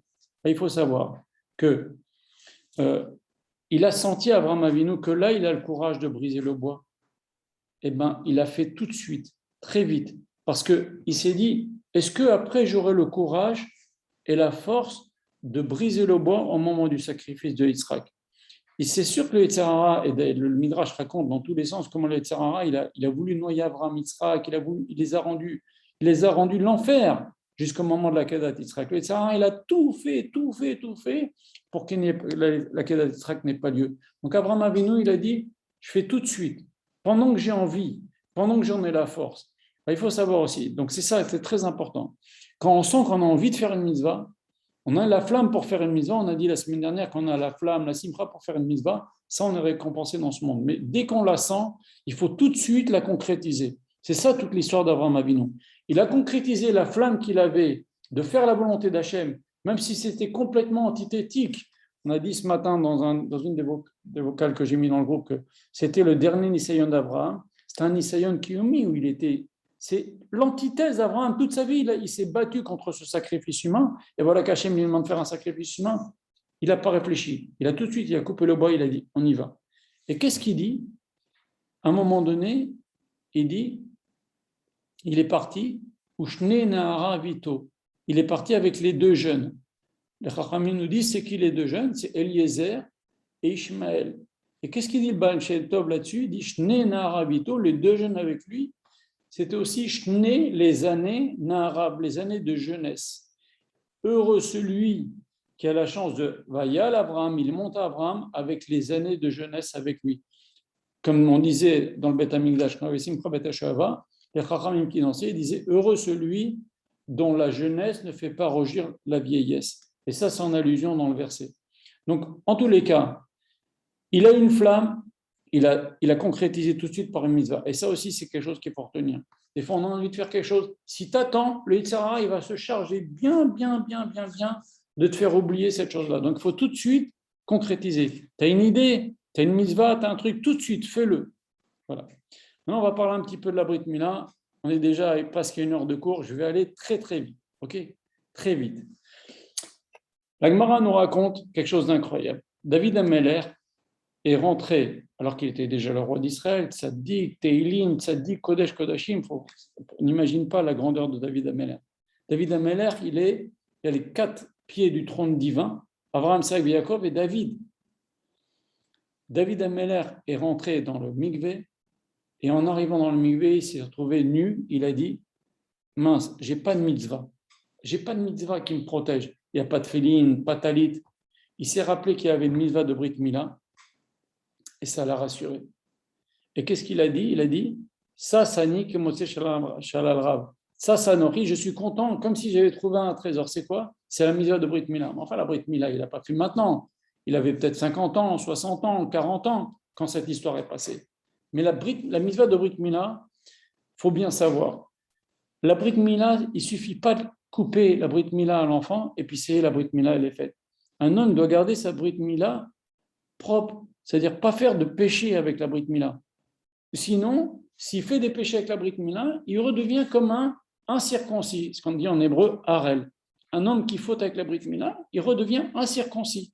Et on va voir un peu ce que nous dit le texte à ce sujet. Et donc, qu'est-ce que c'est que cette histoire de David Ameller il a trouvé? Pourquoi il manquait de shrouyot, David Ameller, pour dire j'ai trouvé la Brit Mila? Il manquait de mérite, David Ameller, le quatrième pilier du trône d'Hachem. Il manquait de mérite? Non. David Ameller, il a dit, dans chaque mitzvah que l'on fait, on peut avoir un petit intérêt, qu'on nous regarde, on a fait cette mitzvah, on a du kavod, on a ci, on a ça, je ne sais pas. Il peut y avoir un intérêt. Il y a une mitzvah sur laquelle on n'a aucun intérêt, c'est quoi? C'est Brit Mila. Pourquoi? On avait 8 jours. Un homme, il n'a pas pu, quand son père lui a fait la Brit Mila, tu n'as pas cherché un intérêt, tu as fait que souffrir, et tu as 8 jours, qu'est-ce que tu vas chercher comme intérêt? Et c'est pour ça. Donc la seule mitzvah qu'on fait sans intérêt, c'est la Brit Mila. On le fait un bébé, il a 8 jours, il fait que souffrir beaucoup. Entre parenthèses, le Rav dit, c'est ces Moalim qui prennent, vous savez, on coince la peau comme ça dans un espèce de truc en fer, et il laisse l'enfant crier longtemps avant de couper. C'est très grave pour que les gens y chantent, etc. C'est très grave ce qu'ils font ces Moalim, c'est des souffrances inutiles pour l'enfant. Je ne parle même pas des Moalim qui vendent la orla à des femmes pour qu'elles tombent enceintes. C'est pas vrai, tombe pas enceinte. C'est dégoûtant, on va voir, c'est ce qui reste du serpent qui a fait faute à Adam et Chava, c'est cette or-là. C'est très, très grave de faire ça. Voilà, je ferme la parenthèse. Donc, David Ameller, il s'est dit, la seule mitzvah que j'ai qui fait que je ne suis pas nu en mitzvot, c'est la mitzvah de Brit Mila. Je l'ai fait sans intérêt. D'ailleurs, regardez ce que dit Rashi. Quand Adam et Chava se sont rendus compte qu'ils étaient nus après avoir mangé le fruit, Rashi dit ils étaient nus en quoi? En mitzvot. Avant, ils avaient une mitzvah de ne pas manger le fruit. Maintenant qu'ils ont mangé le fruit, ils étaient nus en mitzvot. Ils ont perdu la seule mitzvah qu'ils avaient. Donc maintenant, qu'est-ce qu'on dit quand on fait la Brit Mila d'un enfant? On dit que Shem Shenirnas la Brit, Ken Ikanes la Torah ol Chupalma Simtovim. De même qu'il est rentré dans la Brit Mila, ainsi qu'il rentrera dans la Torah, dans la Choupa et dans les bonnes actions. Ça veut dire quoi? De même qu'il est rentré dans la Brit Mila, les Shem Shamaim, sans intérêt, sans aucun intérêt, un enfant n'a aucun intérêt, c'est comme David Ameller a dit, j'avais aucun intérêt, cette mitzvah-là, j'avais aucun intérêt. Eh bien, de même, il fera les mitzvot. La Brit Mila, ça doit se passer l'Ishma, sans intérêt, de même les mitzvot, ça doit se passer sans intérêt, la Choupa, sans intérêt, tout doit être les Shem Shamaim, Maasim Tovim, sans intérêt. C'est ça qu'on dit quand on fait la Brit Mila. Que Shem Shenirnas la Brit, de même qu'il est rentré dans la Brit sans intérêt, les autres mitzvot qu'il va faire dans sa vie, c'est sans intérêt, ça doit être l'Ishma. Et ça, c'est très important dans la vie. Il faut essayer de faire les choses le plus possible les Shem Shamaim. Comme ça, on serait sûr qu'on aura une Torah pure. Voilà. Maintenant, on peut aussi comprendre pourquoi Avraham Avinu, la Torah nous raconte dans notre Parasha Vayera, qu'il va faire une Séouda lorsqu'il va faire la Brit Mila de Avraham. Pourquoi il n'a pas fait une Séouda quand il a fait la Brit Mila pour lui-même? Eh bien, c'est peut-être une des raisons. Il y avait une question de kavod, il y a une question de publicité, il y a une question. C'est un adulte. Un adulte, on ne sait pas, même si c'est Avraham Avinu, comme a dit David Ameller, je ne sais pas, dans les autres mitzvot, on peut avoir un intérêt. Mais un enfant n'a pas d'intérêt. Il ne fait que souffrir quand on lui fait la Brit Mila. Donc, c'est pour ça qu'Avraham Avinu, il n'a pas fait la Séouda pour lui quand il a fait la Brit, mais il l'a fait pour son fils. Maintenant, qu'est-ce qu'on dit? Dans Birkat Amazon, on dit Nodelecha Hashem Elokeinu Al Beritecha Shiratamta Bepsarenu. Hashem, je te remercie pour la Brit Mila que tu as mis dans notre chair, l'alliance, quand on coupe, Val Torah Techa Shelimanetanu. D'abord la Brit, après la Torah. On dit aussi dans Birkat Amazon Brit Vetorah, Chaim Amazon, encore Brit avant Torah. Pourquoi? Parce qu'il est impossible d'apprendre la Torah s'il n'y a pas le respect de la Brit. Les Chachamim nous disent, Akash Baruch Hu, il est lent à la colère, sauf une chose, quand un homme il faute avec la Brit. Il y a 1000 façons de faute avec la Brit, je ne vais pas le dire maintenant, mais quand un homme faute avec la bride, il redevient d'abord incirconcis. Il faut lui refaire la brit mila. Alors, on ne peut pas faire la brit mila. Comment il fait? Avec des tikkunim. Il y a beaucoup de tikkunim. C'est des jeûnes, c'est des larmes, c'est des pleurs, c'est des tfilotes, c'est des centaines de jeûnes, etc., qu'aujourd'hui on remplace par la tzedaka. C'est toute la période de Shovavim qu'on va lire, qui va arriver maintenant à partir de Parashat Shemot. Ça s'appelle Tikkun Abrit. C'est des nuits d'études, c'est de l'étude de la Torah, 5 heures défilées, c'est des tas de choses pour réparer, pour retrouver ce signe de Brit Mila. Donc maintenant, une des conditions en tous les cas pour comprendre la Torah et bien faire la Torah, c'est d'avoir bien fait la Brit Mila, les Shem Shamim, on va en parler, et de bien se tenir. Un homme, c'est pour ça que la Brit Mila s'appelle Midat HaYesod, c'est le pilier. Le Rav nous dit, on va en parler tout à l'heure, mais entre parenthèses, il y a 3 alliances, 3 choses qu'Hachem appelle l'alliance. C'est l'alliance des yeux, l'alliance de la bouche et l'alliance de la bride. Et les 3 sont liés. Un homme qui dit des gros mots, vous verrez qu'il frappe, il n'en a rien à faire de voir des choses interdites avec ses yeux, des femmes, des images, des saletés d'Internet et compagnie. Okay, et si vous fouillez un petit peu, il n'en aura rien à faire de faire des bêtises avec des femmes. Et un homme qui fait des bêtises avec des femmes, il n'en aura rien à faire de regarder des choses interdites. Il n'en aura rien à faire. C'est dans l'autre sens aussi, de dire des gros mots. Et un homme qui regarde des choses interdites, à longueur de temps, ou un peu trop, il finira par dire, il dira aussi des gros mots, et il fera aussi des bêtises avec les femmes. Donc tout ça, ce sont 3 choses qui sont liées. Et en tous les cas, une chose qui est importante, c'est justement le respect du brit. Un homme, il ne peut pas apprendre la Torah, respecter la Torah, s'il n'y a pas le respect de Brit. Je l'ai dit, je crois, tout à l'heure. Une des choses qu'Akadosh Baruch Hu n'a pas de patience, c'est d'ailleurs ce qu'a dit Bilam. Il a dit, on n'arrive pas avec les Israël à les maudire. Tu veux leur régler leur compte, fais-les fauter, envoie-leur les filles faire des bêtises, ils vont fauter avec les filles, Akadosh Baruch Hu, il va les déchirer. C'est ce qui s'est passé, 120 000 morts. Même si la Torah nous dit que 24 000 morts, en vérité, si on compte bien, la Gemara fait le décompte, il y a eu 120 000 morts ou 114 000 morts dans cette histoire. Il y a une chose à Akadosh Baruch Hu, Elohim, c'est Shelelo, Soné, Zima. Le Dieu d'Ebné Israël a horreur de l'Aznout. Et on voit en Kolos, quand son beau-père, César, enfin le roi de Rome lui a dit, écoute, tu vas te convertir, laisse tomber. Il lui dit, écoute, tu vas prendre la Torah, d'accord, mais quand même pas fait, tu vas quand même pas faire la Brit Mila. Il lui a dit, mais c'est marqué dans un verset. Magid dévarable Yaakov, ou Mishpatable Israël, Akadosh Baruch Hu, il dévoile ses secrets de la Torah et ses lois Ovne Israël, ou Mishpatim Bal Yedaum, excusez-moi le verset. Il nous dit, Lo asal ken l'école goy, Akadosh Baruch Hu, il ne fait pas ainsi avec les goyim. Pourquoi? Parce qu'il n'y a pas la bride. Et c'est ça aussi qu'on dit dans Birkat Hamazon, bride Betorah. Il y a la Torah, la pratique de la Torah, l'apprentissage de la Torah, si quelqu'un respecte le bride. Sinon, ça ne marche pas. Alors, respecter le bride, donc, c'est quelqu'un qui se conduit bien. Et ben, quand sa femme, excusez-moi, quand sa femme est nida, ben, il se tient avec distance, comme la halakha le dit. Sinon, il ne fait pas de bêtises avec les autres femmes. Il ne fait pas de bêtises à tous les niveaux. Il ne fait pas de bêtises avec la Brit Mila. Voilà. Et quand il n'est pas marié, pareil. La Gemara dit quand un jeune homme ou une jeune fille pas mariée ne fait pas de bêtises, il reçoit une bracha d'Akadosh Baruch Hu tous les jours, dit la Gemara. Pas de bracha durable, pas une bracha de Baba Salé. Il reçoit une bracha d'Akadosh Baruch Hu tous les jours. Un garçon ou une jeune fille qui ne faute pas en attendant le mariage, il reçoit une bracha tous les jours. Et le Rav, c'est connu que les types qui font des bêtises avant le mariage, eh ben, homme ou femme, eh ben, dans leur couple après, ils le payent avec des histoires de shalom bayit, avec des complications dans la vie. Et les gens qui vivent à peu près bien dans leur vie de couple, c'est des gens qui sont bien tenus avant le mariage. Donc tout ça, ce sont des choses importantes. Je vais passer des passages que je voulais vous parler de Elisha Ben Abouya parce qu'il est tard déjà, mais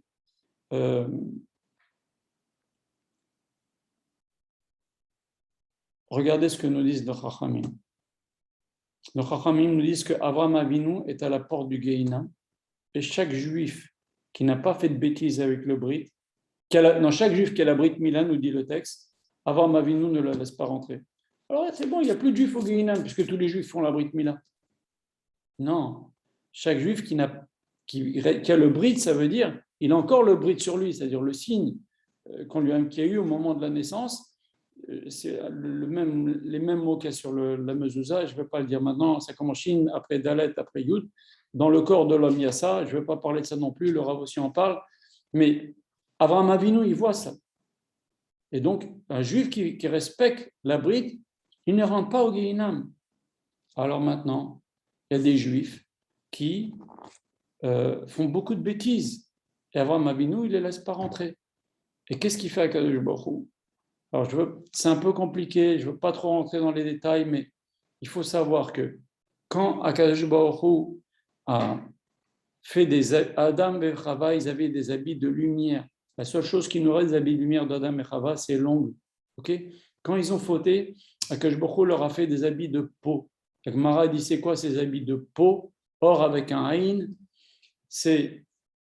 la Gemara dit, c'est une peau de lapin qui chauffe, mais le Zohar HaKadosh dit, c'est avec la peau du serpent. Il les habille avec la peau du serpent. Et vous remarquez, le serpent, c'est un des seuls animaux qui a la mue, quoi. Il perd sa peau. Maintenant, les enfants d'Abraham, d'Adam et Chava, ils n'avaient plus cette peau-là du serpent. Mais il reste un petit bout de la peau du serpent. C'est quoi? C'est cet or-là. Ce bout très, très, très impur qui est sur la Brit Mila de l'enfant et que l'on coupe et que l'on met dans la terre. Et pourquoi on le met dans la terre? Il y a plusieurs raisons. Mimana, Afar, Yaakov, enfin bon, on ne va pas parler de ça maintenant, mais une des raisons, c'est que le serpent, qu'est-ce qu'il lui a dit à Akadosh Baruch Hu, sa malédiction? C'est tu te nourriras de la terre. Alors, on lui renvoie l'or là. Maintenant, Dieu préserve. Si Dieu préserve, il y a un enfant qui meurt avant 8 jours, on lui fait la Brit Mila avant de l'enterrer. Okay? Les Chachamim nous disent qu'Akadosh Baruch Hu, il prend la peau de cet enfant-là et il la met, ça ne se voit pas, mais il la met sur un juif qui faute avec la Brit. Et quand il arrive devant Avraham Avinu, il lui dit, tu n'es pas circoncis, tu ne peux pas rentrer. Moi, je connais quelqu'un qui a rêvé une nuit et qui était venu chez Rav Israël, qui lui a dit, Rav Israël, dans mon rêve, on m'a dit, tu dois refaire la Brit Mila. Et Rav Israël lui a dit, tu as fait des bêtises. Il dit, oui, il a fait des bêtises. Et bien, Rav Israël lui a fait tout un tikkun. Vous comprenez? Donc, en fait, un juif, quand on fait la Brit Mila, il a le signe d'Akadosh Baruch Hu sur son corps, c'est une alliance. Quand il faute, c'est comme si on ne l'avait pas fait la Brit Mila. Pour le retrouver, c'est tout très compliqué. Brit Tikkun HaYesod. Et il suffit qu'un juif il fasse une chose interdite avec la Brit Mila, et ben tout ce qu'il a, tout est perdu. Et c'est un Tikkun tellement difficile, et ça prend des années, et c'est compliqué. Voilà. Donc un homme, il doit faire attention à maintenir, se conduire avec doucha. Et regardez, ça va très très loin. C'est lié, hein, regardez, Moshe Rabbeinu, quand il est parti, c'est lié avec la Géoula, quand Moshe Rabbeinu est parti pour libérer les Bnei Israël, il a tardé pour faire la Brit Mila de son fils, il y a un serpent qui est venu, qui a avalé Moshe Rabbeinu, regardez dans le texte. Tout ça, c'est lié. En tous les cas, pour terminer, je vais m'arrêter là. J'ai encore de quoi parler une petite demi-heure, mais il paraît que c'est trop, alors je vais m'arrêter là. Il y a un verset très joli à la fin dans le Sefer Dvarim, il y a marqué, Akadosh Baruch Hu, il a dit, Vezacharti et beriti Yaakov, vet beriti Yitzchak. Rashi dit, Yaakov est marqué dans le Sefer Torah 5 fois avec un vav. On n'a pas besoin de mettre un vav pour Yaakov. Les autres fois, il y a marqué sans vav. Mais 5 fois, il y a marqué avec un vav. Et Eliyahu Hanavi, 5 fois, il est marqué sans le vav. Il est marqué Elia dans le Tanakh. Et Rashi dit dans ce verset, Vezacharti et beriti Yaakov, beriti Yitzchak, Rashi dit, Yaakov Avinu, elle a pris en otage les 5 vaves de Yaakov, il les a mis sur lui, c'est pour ça qu'Yaakov est marqué 5 fois avec un vav, pour tenir en otage Eliyahu Hanavi, pour l'obliger à venir annoncer la Géoula. Et c'est très important. Faut savoir qu'un juif qui faute avec les brites, il fait souffrir les tzadikim, il se donne du mal à lui-même, enfin voilà. Tout ça, c'est très important. Bon, vais pas rallonger parce que c'est déjà tard, mais je vous laisse la parole. Est-ce que vous avez des questions? Bonsoir, Rabbi. Bonsoir. Euh, tu as parlé de la mitzvah du Brit, très intéressant dans le Hachem. Alors, la mitzvah, elle incombe au père de faire le Brit à son fils, d'accord? Ouais. Et effectivement, l'enfant, il fait la mitzvah malgré lui. C'est-à-dire qu'en fait, c'est un cadeau que le père lui fait pour que justement, il ait les forces de faire la Torah, de comprendre la Torah, de faire les mitzvot, comme tu l'as si bien expliqué. Alors, il n'y a pas d'intérêt pour l'enfant, effectivement, puisqu'il n'est pas conscient de ce qui se passe. Comme tu as dit, c'est un moment de souffrance pour lui. Mais le père, il a un intérêt pour faire le brit de son fils. Il a un intérêt parce qu'il veut que son fils il grandisse dans la Torah et qu'il devienne un Talmid Chacham et qu'il fasse les mitzvot. Donc, quelque part, c'est une mitzvah qui est les Shem Shamaim pour l'enfant, mais pas pour le père. Même si c'est l'enfant qui reçoit les srouillottes. D'accord? Alors, je vais te répondre, Bruno. Maintenant, j'ai une question très rapide. Qu'est-ce qu'il en est de ceux qui naissent avec le Brit, sans qu'on ait besoin de leur faire la Brit Mila? Parce qu'il y a des enfants qui naissent directement circoncis. J'ai entendu ça, moi, on m'a parlé de ça. Oui. Et ça, je me suis souvent posé la question. Ramim nous disent Yosef était Maoul, Noach était Maoul, Voilà, Moshe Rabbeinu aussi était Maoul. exact. C'est-à-dire était né sans. C'est un signe de pureté. C'est un signe de pureté. Donc ça. Quand Akash Baruch Hu, il a maudit Adam, et il a dit je vais détruire la terre. Ils ont dit mais jusqu'à quand? Jusqu'à quand? Non, Akash Baruch Hu, il a maudit Adam. Il a dit mais jusqu'à quand? Jusqu'à quand on va être maudit comme ça? Akash Baruch Hu, il a dit à Adam jusqu'à qu'il naisse quelqu'un de Maoul, c'est-à-dire circoncis déjà à la naissance. Le premier qui est circoncis à la naissance, c'est Noach. Alors écoute, je vais te répondre. Le père, si tu veux, il n'a pas un intérêt, il a un devoir. La Gemara dit dans Brachot, le père, il a le devoir de faire la brite, d'apprendre la Torah à son enfant, de faire Pidyon Aven si c'est un Bechor, de lui donner Parnassa et de le marier. Et lui apprendre à nager, selon certaines opinions. Donc ça, c'est un devoir du père. Non, ce qu'on a dit, l'enfant, si vous voulez, et maintenant, si le père ne fait pas la Brit Mila, il n'est pas karet. C'est l'enfant, à partir de 13 ans, c'est à lui de se faire la Brit Mila.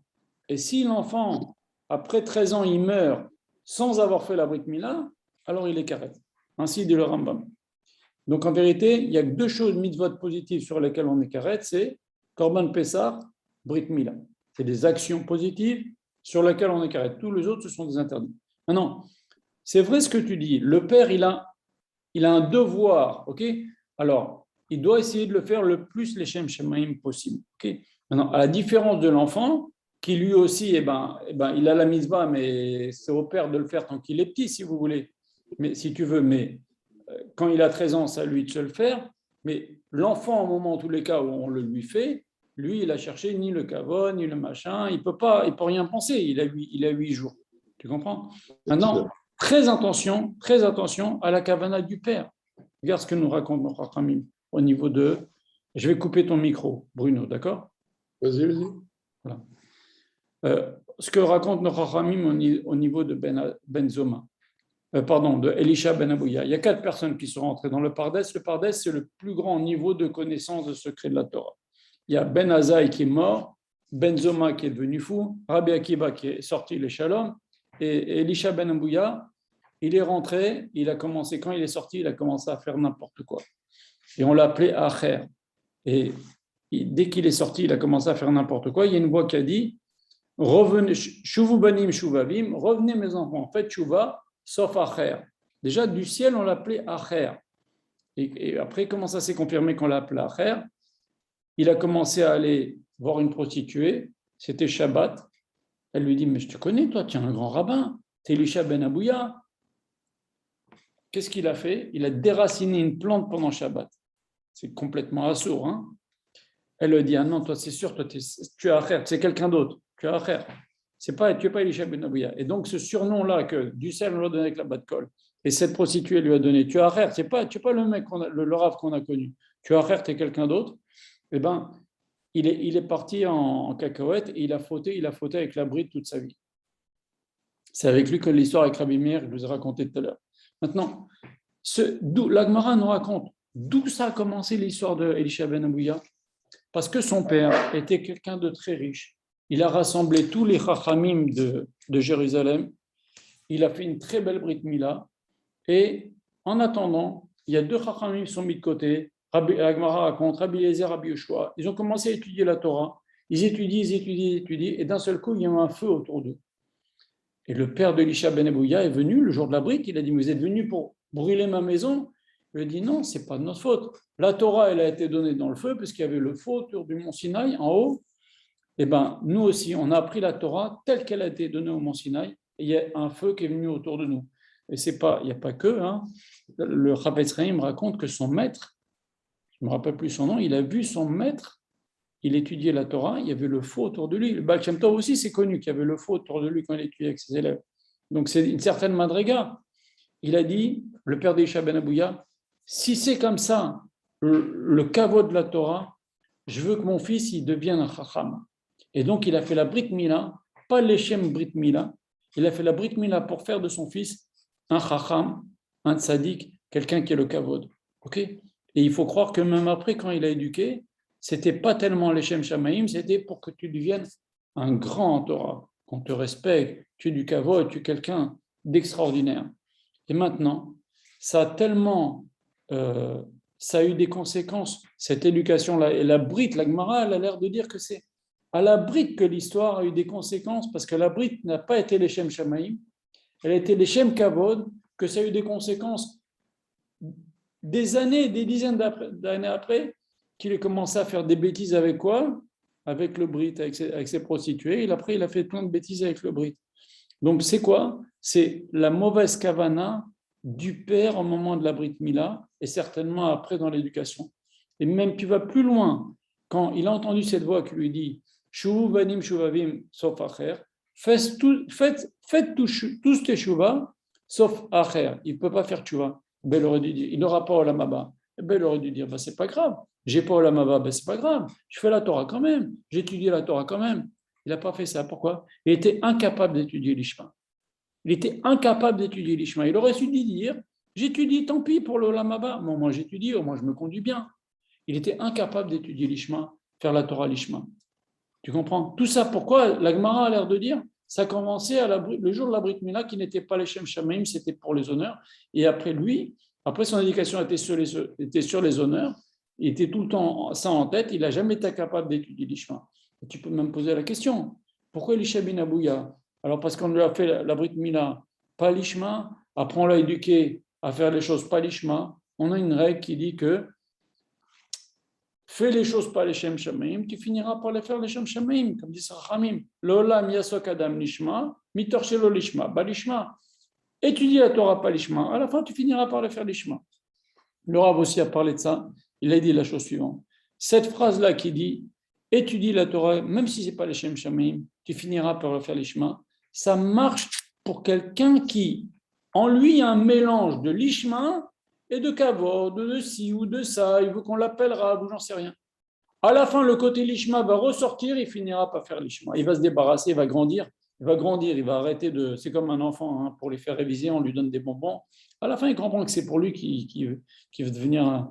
qui veut servir à Kadosh Baruch Hu, donner du nachat à Kadosh Baruch Hu. Mais au début, il est petit, il récite la Mishnah. Alors, tu as récité la Mishnah par cœur, alors voilà un bonbon. Mais il y a quelqu'un qui fait un mélange de l'ishma, un mélange d'autres choses, mais il y a quand même un peu de l'ishma dedans. C'est le l'ishma qui va vaincre à la fin et finira par être du l'ishma. Mais l'Isha Ben Abouya, pourquoi ça n'a pas marché avec lui? Parce qu'il y avait zéro l'ishma.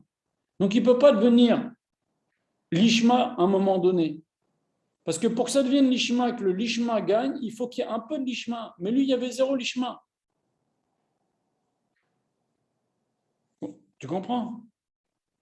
Donc, bien qu'on sache que ça va lui amener des bienfaits à l'enfant à qui on fait le brit, on ne doit donc pas avoir de kavana de le faire pour les bienfaits de l'enfant. bien qu'on le sache. J'ai pas dit ça du tout. J'ai pas dit ça du tout. On ne doit pas avoir la kavana de kavod, On est de d'accord. comme les gens ils D'accord, mais font des tout à l'heure. grandes fêtes. On peut faire une D'accord. grande fête, mais la Brit Mila, c'est je fais la volonté d'Hachem qui m'a demandé de faire la Brit Mila. Et ça, J'ai c'est ça la compris. kavana qui doit avoir Tout le à père. l'heure, tu as expliqué tout à l'heure que ça a apporté beaucoup à l'enfant et que ça va l'emmener dans le droit chemin Ben, ça le fait de... dépend. Si le père il a la kavana de dire je fais la Brit Mila de mon fils parce qu'Hachem il m'a ordonné de faire la Brit Mila à mon fils à 8 jours, ben, il n'y a pas de problème à l'enfant. Mais si c'est comme le père d'Alisha Bounavia qui dit je fais la Brit Mila de mon fils parce que je veux qu'il devienne un tzaddik et qu'on lui fasse du kabod et qu'il devienne quelqu'un d'important, etc., ben, tu le bousilles déjà depuis la naissance. Donc, J'ai quand on fait la compris. Brit Mila, c'est comme il a dit David Ameller, la seule mitzvah qui me reste, c'est la mitzvah de Brit Mila, c'est-à-dire sans autre intérêt que l'ishma, pour faire la volonté d'Akadosh Baruch Hu. Quand on fait la Brit Mila, c'est pour faire la volonté d'Akadosh Baruch Hu. Et c'est ce qu'on dit, de même qu'il est rentré dans la Brit Mila, parce que le père il a voulu faire la volonté d'Akadosh Baruch Hu, et ben ainsi il rentrera dans l'étude de la Torah, dans les Maasim Tovim, dans le mariage, etc. Les Shem Shamim, il faut que ce soit à la même darga, au même niveau. Hazak. Il y a d'autres questions? Oui, moi j'ai une question, Monsieur Cohen-Solal. Allô? Oui, je vous écoute. Oui. Vous avez dit tout à l'heure, concernant la brite, bon, moi ça ne me concerne pas trop, et concernant les yeux et la bouche. Donc, c'est ce que j'ai compris, c'est les yeux, c'est regarder des mauvaises choses, et la bouche, c'est dire des grossièretés, c'est ça? Mais je ne vois pas trop la relation. Si, c'est absolument lié, madame. C'est absolument lié. C'est un fait que les trois alliances qu'Hachem appelle Brit, c'est la bouche, les yeux et la Brit. Quand un homme faute à l'un, il faute aux autres, automatiquement. C'est-à-dire qu'un homme qui dit des gros mots, c'est que forcément il fait des bêtises. Ben, il risque en tous les cas un jour d'enfer. Il risque fortement un jour d'enfer. Et les yeux, c'est Pareil, un homme qui dit des gros mots, un homme qui regarde des choses interdites, il n'en aura rien à faire de dire des gros mots de temps à autre. Il n'en aura rien à faire un jour de faire des bêtises. Des gros mots, du lachon hara, etc. Tout ça, ce sont des choses qui sont liées. Okay. Maintenant, pour revenir... Pardon? Et concernant les femmes? Concernant les femmes, c'est des mamans. Elles doivent faire attention à expliquer aux enfants, de faire attention à la bride. Voilà. Non, je veux dire des femmes qui parlent mal ou qui... Ça, je ne sais pas. D'accord. Merci. Merci. Regardez ce que dit le Midrash. Le Midrash dit quelque chose d'extraordinaire. Vous savez que d'où on sait que quand on fait les chaim avec quelqu'un, d'abord on fait Boré Pira Gefen, Shakol Nehim Bidvaro, après on dit les chaim. D'abord on fait la bracha Hashem, après on souhaite à son prochain les chaim. D'où on apprend ça? La paracha qu'on vient de lire hier. Malki Tzedek, il était Kohen Lael Elion, il y a marqué, c'était Shem. Qu'est-ce qu'il a dit? Il a dit béni soit Abraham et béni soit Hashem. Il a perdu la Keuna Gdola, c'est Abraham qui est devenu Kohen Gadol. Et Rabbi Akiba, il dit dans le Midrash, Avraham Avinu qui était Kohen Gadol, Akash Baruch Hu lui dit tu couperas Bessa Orlato, la Orla. Okay? Hachem ne l'a pas dit où il faut couper. Hachem ne l'a pas dit où il faut couper. Il lui dit tu couperas la Orla. Et Rabbi Akiba, il dit dans le Midrash, il dit qu'est-ce qui appelle Orla? L'oreille est appelée Orla. Mais il dit moi je suis Kohen Gadol. Si je coupe ma bout d'oreille, un Kohen Gadol, il doit être parfait. Okay? Si c'est qui appelé Orla, c'est aussi la lèvre, la bouche aussi. Il y a marqué dans la Torah vos lèvres, arel, vos lèvres incirconcis. Ça veut dire vous parlez sans limite, vous dites des bêtises, vous dites des gros mots, vous dites la chanara, etc. Ah, je vais couper la lèvre. Ah non, je suis Kohen Gadol, je ne peux pas. Qu'est-ce qui a parlé aussi? Qu'il y a une orla, et une orla sur le cœur. Il y a marqué dans Sefer Dvarim, marqué à Akash Baruch Hu, il va enlever, il va circoncire votre cœur. Je ne peux pas circoncire mon cœur, je vais mourir. Alors, qu'est-ce qui a appelé aussi orla?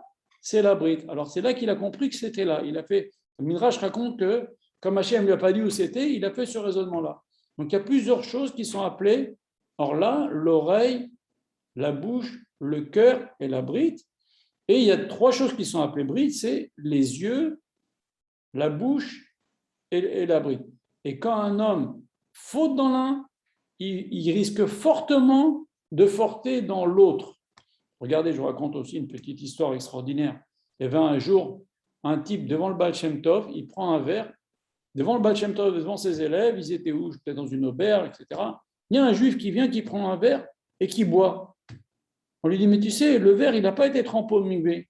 Il a dit, je m'en fous. Et il continue à boire. Baal Shem Tov a dit à ses élèves, ce type-là, il va avec sa femme quand elle est nida. Les mecs, ils ont été parlés, ils l'ont fait boire, etc. Le mec, il a reconnu qu'il allait avec sa femme avant qu'elle aille au mikvé. Parce que si tu fautes dans ça, tu n'en as rien à faire du mikvé pour le verre, tu n'en as rien à faire aussi du mikvé pour la femme. Il y a des choses qui sont liées. En tous les cas, l'expérience prouve qu'un homme qui dit des gros mots, du lachon hara, qui dit n'importe quoi avec sa bouche, il n'en a rien à faire de regarder. Il ne va pas tourner les yeux quand il y a une image sale qui vient sur son ordinateur ou sur son téléphone. Il va la regarder. Garanti. Il est à ce niveau-là de dire des gros mots, du lachon hara, il va rentrer dans ces histoires-là. OK ? Et il risque aussi de faire des bêtises. C'est pas, si vous voulez, à 100%, il s'expose à des grandes choses, parce que ces trois choses sont liées. Voilà. Je vous souhaite Shavua Tov. Le cours est terminé. Il va être visible sur YouTube. Je mettrai le lien dans mon groupe. N'hésitez pas à revoir le cours, parce que des fois, il est riche, on a parlé beaucoup de choses. Des fois, en revoyant, on comprend mieux. Beaucoup de gens m'ont dit en tous les cas qu'en revoyant les cours, ils comprennent mieux. Et si vous avez aimé le cours, n'hésitez pas à transmettre le lien aux uns aux autres. Ça va m'encourager, ça va encourager les autres à connaître. Et le Rav aussi est content qu'on transmette, qu'on traduise en fait tous ces enseignements. Voilà. En fait, ça participe à la diffusion de la Torah et puis ça encouragera pour les cours suivants. N'oubliez pas aussi de prier pour la guérison du Rav. Voilà. Je vous souhaite Shavua Tov. Merci d'avoir assisté au cours. Shavua Tov. Shavua Tov. Shavua Tov.